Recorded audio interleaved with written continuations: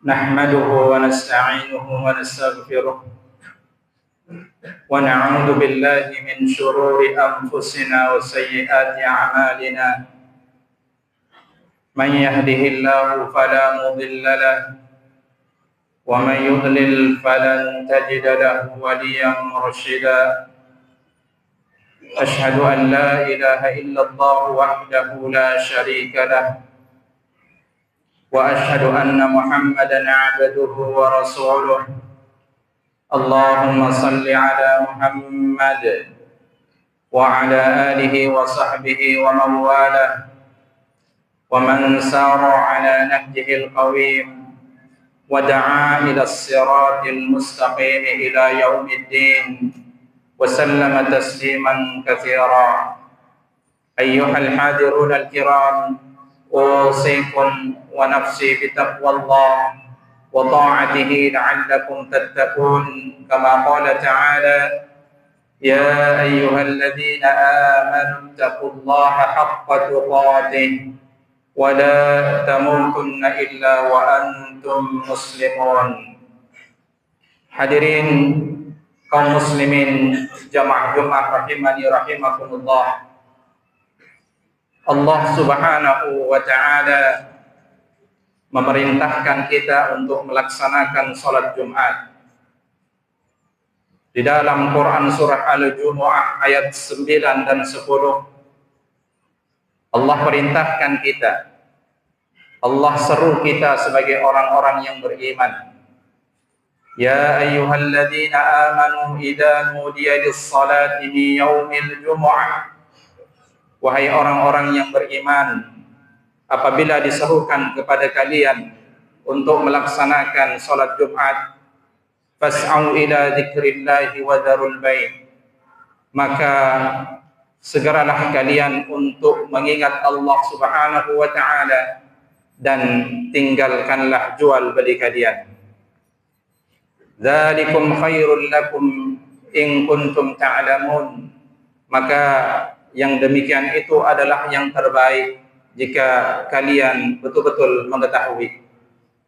Setelah kita selesai melaksanakan salat, di dalam ayat berikutnya, ayat 10, Allah Subhanahu wa ta'ala mengatakan, فَإِذَا قُضِيَتِ الصَّلَاةُ فَانْتَشِرُوا فِي الْأَرْضِ وَابْتَغُوا مِنْ فَضْلِ اللَّهِ. Apabila kalian telah selesai melaksanakan salat, maka bertebaranlah kalian di muka bumi, carilah karunia Allah Subhanahu wa ta'ala. Inilah makna kehidupan yang Allah ta'ala berikan kepada kita. Bukan hanya sekedar ibadah itu kaitannya dengan Allah, tetapi ibadah itu cukup luas. Juga bagaimana kita sebagai manusia yang punya kebutuhan hidup, hendaklah setiap selesai kita melaksanakan salat, bertebaran di muka bumi, bekerja mencari karunia Allah Subhanahu wa ta'ala. Untuk itu tema khutbah kita pada kesempatan ini adalah bekerjalah kalian, insyaallah Allah akan melihat pekerjaan kalian. Hadirin jamaah Jumat rahimani rahimakumullah. Orang yang bekerja dituntut mereka supaya bisa produktif dan profesional. Karena pekerjaan di dalam Islam supaya bagaimana kita memunculkan etos kerja. Etos kerja ini tidak bisa lepas dari dua hal yang tadi kita sampaikan, produktif dan profesional. Produktif, mereka adalah orang yang bekerja secara optimal. Mereka adalah orang yang bekerja secara efisien, dan mereka adalah orang yang bekerja yang bisa menghasilkan sesuatu bagi dirinya, keluarganya, dan tentu masyarakatnya. Kemudian orang yang profesional dalam bekerja, mereka adalah orang yang melaksanakan tugasnya dengan kompeten. Mereka adalah orang-orang yang amanah. Mereka adalah orang-orang yang tepat waktu. Mereka adalah orang-orang yang menghasilkan pekerjaan yang baik. Mereka adalah orang-orang yang taat dengan etika dan kode etik suatu pekerjaan. Maka etos kerja di dalam pandangan Islam adalah mereka yang bekerja dengan niat ibadah kepada Allah Subhanahu wa taala, dilandasi dengan nilai-nilai kejujuran, dilandasi dengan nilai-nilai amanah, disiplin, tanggung jawab, serta menghindari kecurangan dan manipulasi sekecil apapun.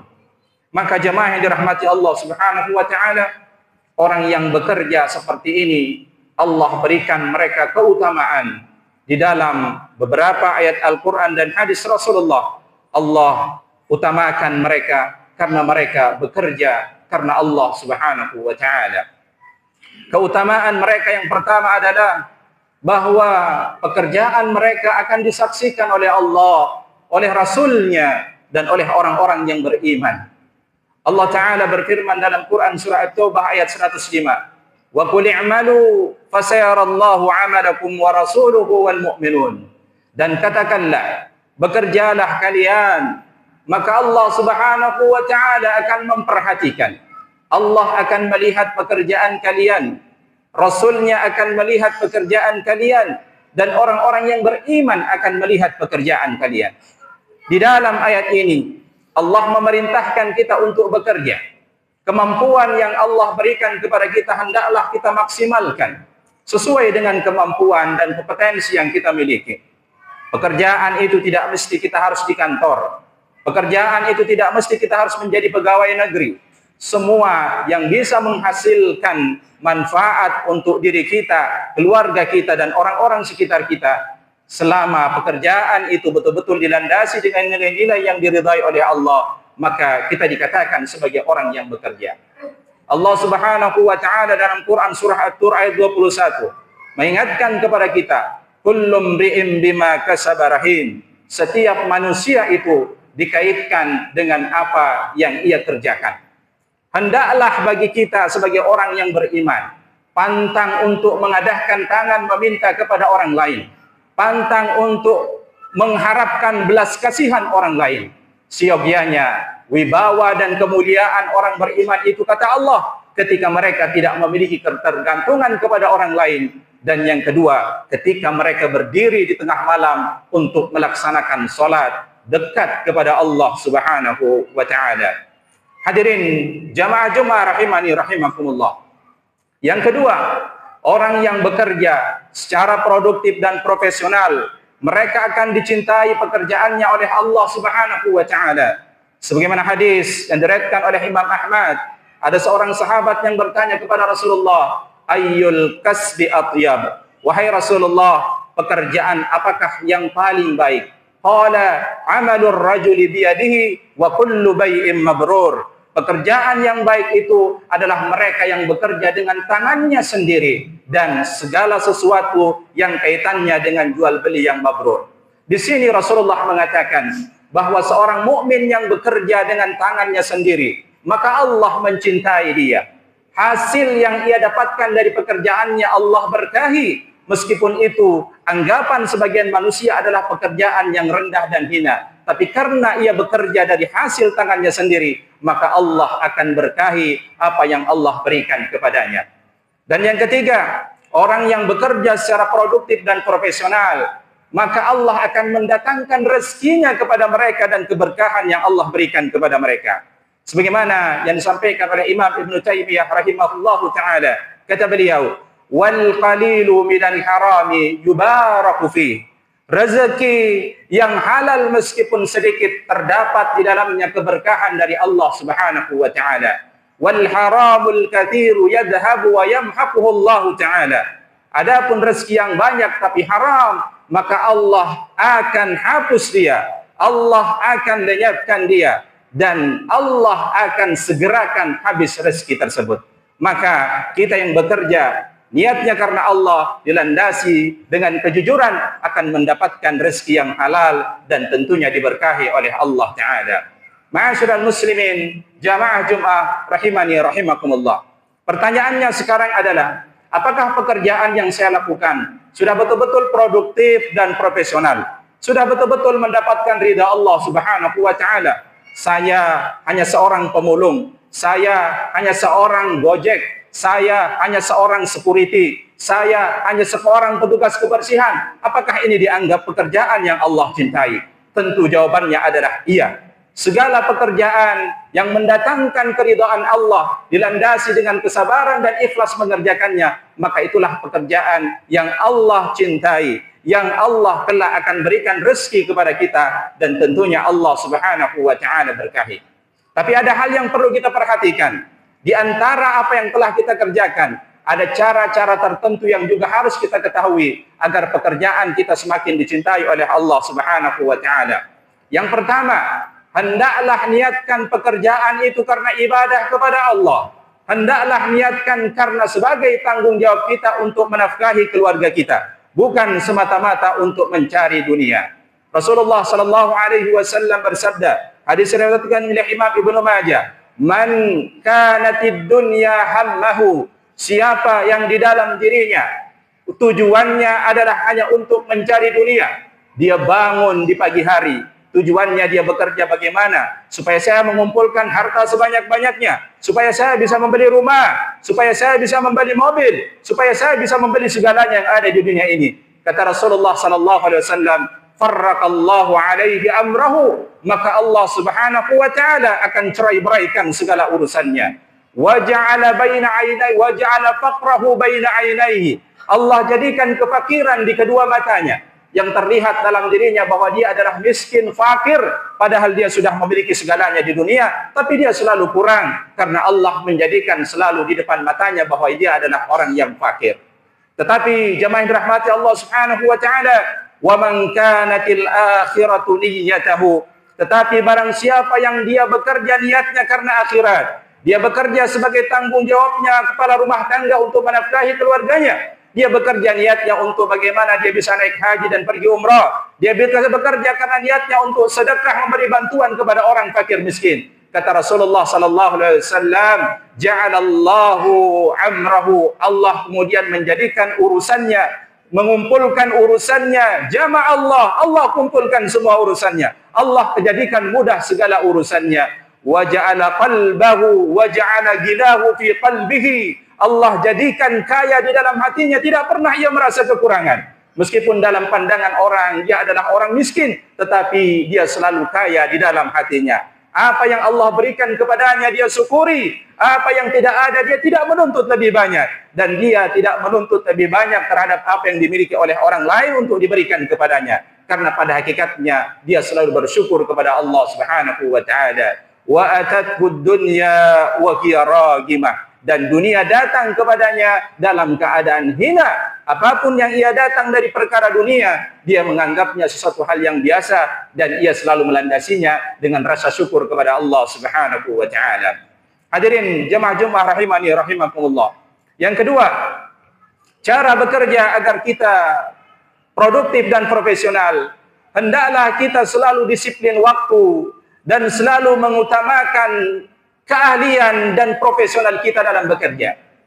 Rasulullah sallallahu alaihi wasallam bersabda, hadis riwayat Imam Tabarani, kata Rasulullah, "Innallaha ta'ala yuhibbu idza 'amila ahadukum 'amalan ay yutqinahu." Sesungguhnya Allah taala mencintai seseorang yang bekerja dengan itqan, mencintai seseorang yang bekerja dengan profesional.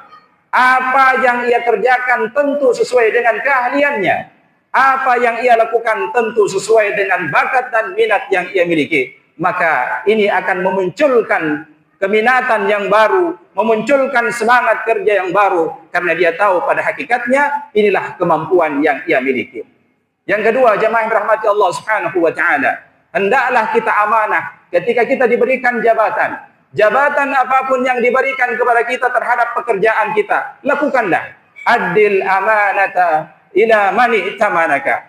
Tunaikanlah amanah itu kepada orang yang telah memberikan engkau amanah. Jika saat ini kita ditakdirkan oleh Allah untuk menjadi seorang pejabat, direktur, direksi, ketua, apapun itu, lakukanlah dengan amanah. Ambil pekerjaan tersebut, kemudian kerjakan sesuai dengan apa yang diberikan kepada kita, tentu dengan rasa takut kepada Allah Subhanahu wa taala. Kemudian yang keempat yang harus kita lakukan adalah kerjakan kewajiban kita. Jangan menuntut hak sementara kita tidak pernah melakukan kewajiban kita. Yang hanya kita ketahui adalah itu hak saya, ini hak saya, tetapi kewajiban kadang kita lalaikan. Rasulullah sallallahu alaihi wasallam bersabda, hadis diriwayatkan oleh Imam Al-Bukhari dan Imam Muslim, "Innallaha ta'ala harrama 'alaikum uquqal ummahat." Sesungguhnya Allah Ta'ala mengharamkan kalian untuk mendurhakai ibu-ibu kalian. Wa wa'dal banat, membunuh anak-anak perempuan kalian. Wa mana'awahat, serta banyak menuntut hak sementara tidak pernah melakukan kewajiban kita terhadap apa yang kita kerjakan. Dan yang terakhir, yang hendaklah harus kita lakukan adalah senantiasa semangat dalam bekerja, tidak bermalas-malasan. Rasulullah sallallahu alaihi wasallam bersabda, hadis diriwayatkan oleh Imam Muslim, "Ihris ala ma yanfa'uka wasta'in billahi wa la ta'jiz." Hendaklah engkau semangat terhadap apa yang bermanfaat bagimu, mengambil sesuatu terhadap apa yang memiliki manfaat bagimu, berlindung kepada Allah Subhanahu wa taala, dan janganlah kalian bermalas-malasan. Karena malas itu adalah pangkal dari segalanya. Kemiskinan akan datang kepada kita jika kita terus bermalas-malasan. Tidak ada alasan bahwa saya tidak bisa bekerja. Allah Subhanahu wa taala sudah memberikan semua fasilitas yang ada di muka bumi ini. Kita memiliki kedua tangan, kedua kaki, setidaknya itu adalah modal yang Allah berikan kepada kita. Jangan anggap kalau hanya bekerja itu di kantoran, jangan anggap kalau hanya bekerja itu sebagai seorang pegawai dan lain sebagainya. Apapun yang kita kerjakan, selama bisa memberikan kontribusi untuk diri, keluarga dan masyarakat, maka itulah pekerjaan yang sesungguhnya. Barakallahu li wa lakum fil Qur'anil Karim wa nafa'ni wa iyyakum bima fihi minal ayati wa dzikril hakim. Aqulu qali hadza wastaghfirullah li wa lakum wa lisairil muslimina wal muslimat innahu huwal ghafurur rahim.